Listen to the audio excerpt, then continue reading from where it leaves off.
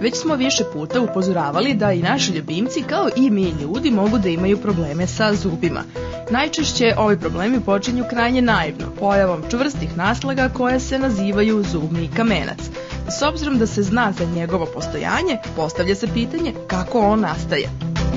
Stvara se kao posljedica ishrane, odnosno posljedica prisustva ili odsustva određenih enzima u pljuvački, a također je vrlo bitna i rasna predispozicija.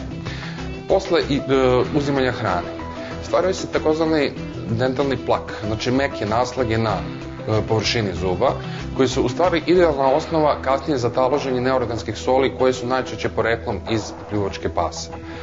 Kamenac se nakuplja sve više i više, vrši kompresiju na desni kao počinju lagano da se povlače i polako se ogoljeva vrat zuba, u kasnijoj fazi oboljenja i sam koren zuba i u krajnjoj instanciji dolazi do spontanog ispadanja zuba ili mora da se radi hirurška intervencija, odnosno ekstrakcija samog zuba.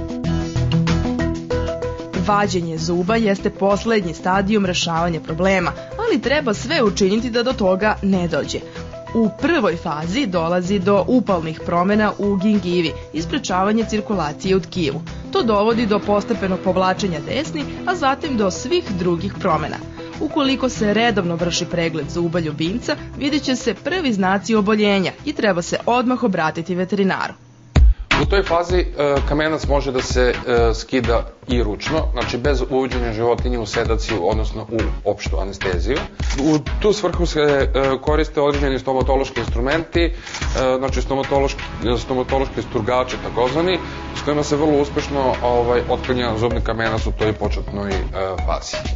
U kasnijoj fazi, kada nagomilavanje kamenca već uzme maha, ono jedino što možemo da uradimo, a to je da životinju sediramo, uvedemo u opštu anesteziju i pribjegnemo ultrazvučnom skidanju kamenca. Znači to radimo uz pomoć određenih ultrazvučnih aparata. Taj način uklanjanja kamenca je vrlo efikasan, za životinju je praktično bezbolan. Vrlo često vlasnici pitaju zbog čega životinja uopšte mora da se uvodi u opštu anesteziju. Postoji jedan jedini razlog zašto se radi na taj način, a to je da bi životinja jednostavno bila mirna. To je naš hendikep koji mi imamo u veterini i koji ne možemo da izbjegnemo, a to je što nemamo saradnju samog pacijenta kao stomatolozi u humanoj stomatologiji. Bitno je znati da postoji rasna predisponiranost na bolesti zuba. To se odnosi pre svega na male rase, kao što su maltezeri, yorkshire terijeri, bišoni ili patoljaste pudle. Zbog toga se preporučuju kontrole na 2 meseca kako ne bi došlo do značajnijih komplikacija.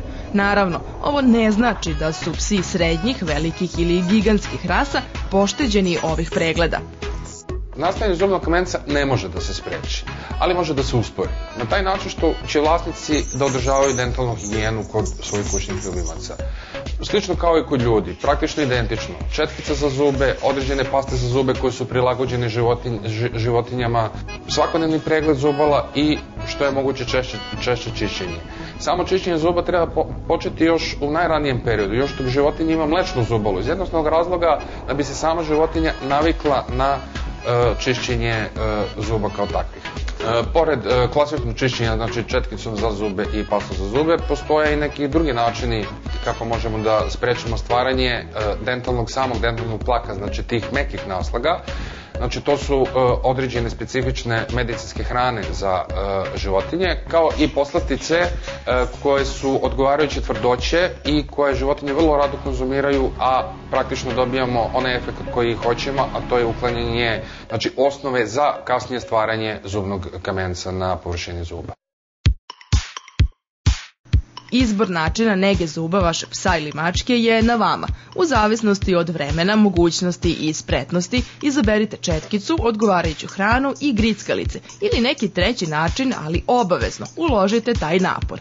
Ukoliko ipak niste u mogućnosti da sprečite nastajanje kamenca, obratite se veterinaru i zajedno nađite najbolji put do blistavog i zdravog zubala svog ljubimca.